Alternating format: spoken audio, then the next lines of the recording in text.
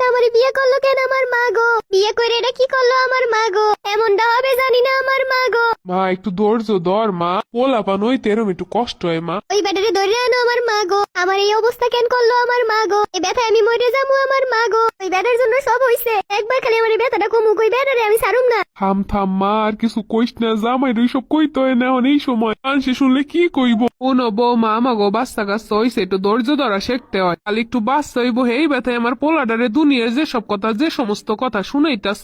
আপনার ছেলের জন্য এসব হইতেছে আমার মা গো। এই স্বামী আমার এত কষ্ট দিতেছে, এই স্বামী আমার লাগবো না রে মা গো। বেদব বেটা লেগে আমার কি অবস্থাটা না হইছে। এরে এখন আমার সামনে এনে কি লেগে? এ আইন আমনের মাই একদম অধৈর্য। এ আইন মাইয়ের এই রকমের বেতন নিয়ে সব কি কথা কইতাছেন, এইসব কি ও বুঝে কইতাছে অবুঝে কইতাছে? সব কথা এখন বাদ দাও আমার মা গো। আমি এই ব্যথায় মরে যাইতাছি আমার মা গো। এই তুমি আইসি, সব ঠিক হয়ে যাবে, এখনই হসপিটাল নিয়ে যাইতাছি। তুমি এমন কামটা করছো কেন আমারে কও গো? তোমার লেগে এইসব হইছে। চলো দূর তো হসপিটালে চলো। তোমার লাগে আমার পূজা পড়া আছে, এরপর হসপিটাল। আব্বা না না, বাড়িতে বই ওই হসপিটাল নেওয়ান লাগবো না। ওই মহিলার এই জায়গায় আনছে কেন আমার মা গো? এই হইতে মাথাটা ধরে ফেলছে আমার মা গো। তুমি রাগ করে না, চলো তোমার হসপিটালে নিয়ে যাইতাছে। শোনো আমার ভুল হয়েছে, সব দোষ আমার, এখন তুমি হসপিটালে চলো। না, আমি হসপিটালে যাবো এক শর্তে, তুমিও যদি আমার লাগে সিজার করো। এর কোনো কথা হইলো? কোনো যদি সিস্টেম থাকতো তোমার পেটে এই বাচ্চাটা দেওয়ানের এই ব্যথাটা তোমার অনুভব করো না, তাহলে তুমি বুঝতে মজাটা কেমন।